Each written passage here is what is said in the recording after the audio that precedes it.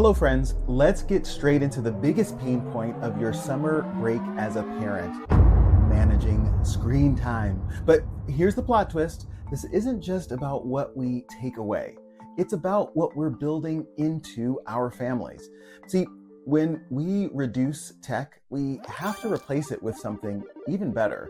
And that better often looks like a variety of things. It can be connection, creativity, it can be challenge or rest.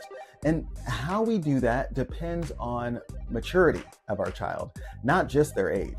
So for those who are new, I'm Dr. Larry Mittenall, a double board certified child and adolescent psychiatrist. I'm a dad of 7 and have gotten millions and millions of eyes on my work through social media and television. And so in the next few minutes, I want to condense all of that salient information, the must-knows, into the information that will leave you feeling more confident to take on the summer. Are you ready for that kind of confidence? Let's get into it. So I know that some of you just took a big sigh of relief because you're hearing from me that this isn't a necessarily no screens message, but it is a know your kid message, okay? So we have to recognize first that tech isn't neutral. It really does shape the brain, the body, our relationships. And so as parents, we have to ask, is our child ready for the responsibility that comes with managing tech and screen time?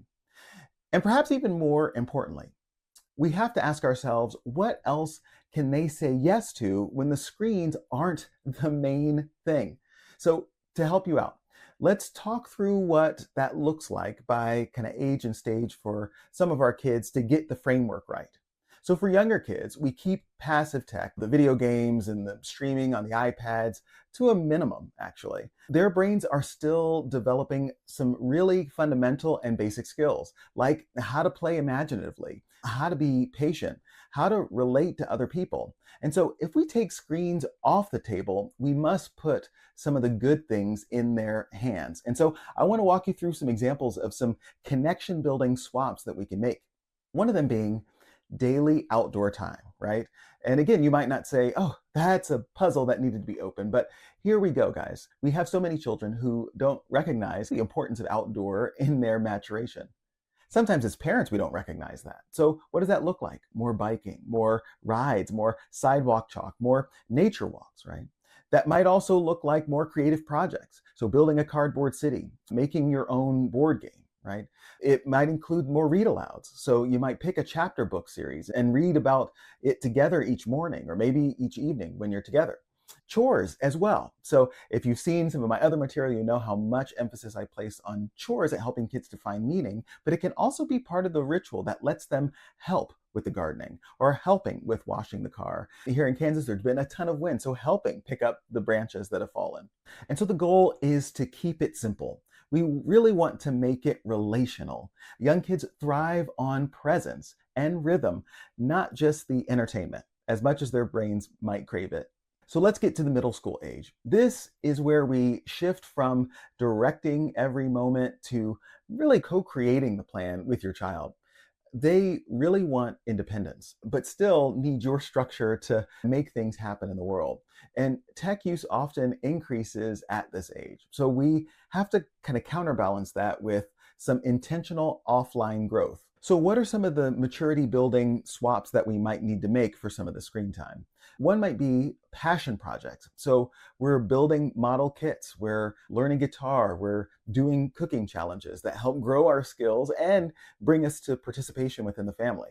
Book clubs, we might pick a novel that you'll both read together and maybe you discuss it over milkshakes. Nature adventures. So we set a goal, maybe 5 hikes this summer or a 10-mile bike ride together. So something that actually tests their limits. They'll grow through that. Service. So this is an age where you really can get engaged in volunteering once a week, walking dogs, helping at church. Maybe you mow a neighbor's yard. And here's the key, guys. Don't forget that boredom is actually a gift at this age. It teaches them how to create from the inside out and not just be programmed to be consumers. So for our teens, now we got to remember that our teens are launching. They're learning to manage their own time, their relationships, and all the responsibilities that they're asked to perform. So instead of just setting rules, the goal will be to invite them to help design the structure. Then we equip them to build a summer that's about something, right?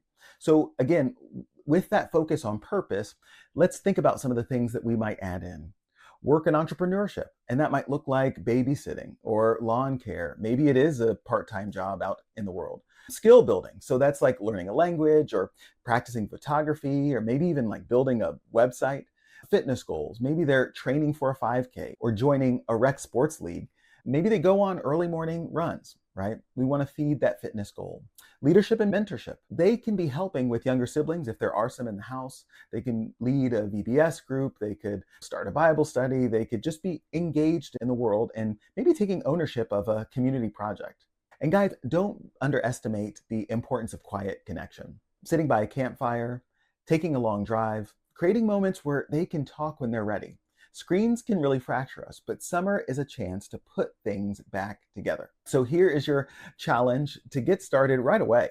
Start with rhythms, right? That would be the family meals, that would be the nightly walks, that would be weekend outings, right? You don't have to pick all of the things, but pick a thing to be committed to really help bring joy, connectivity, and usually action is one of those important linkages that will help you to thrive together.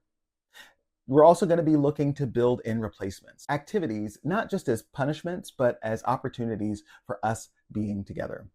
And then you're going to model in your own tech use and life balance and be honest about when you're struggling, right? You could even try making a summer together list, a whiteboard in the kitchen with 10 things you'll do as a family before school starts again. When we manage tech with a focus on maturity and connection, summer becomes something more than just a break. It becomes a bridge, guys.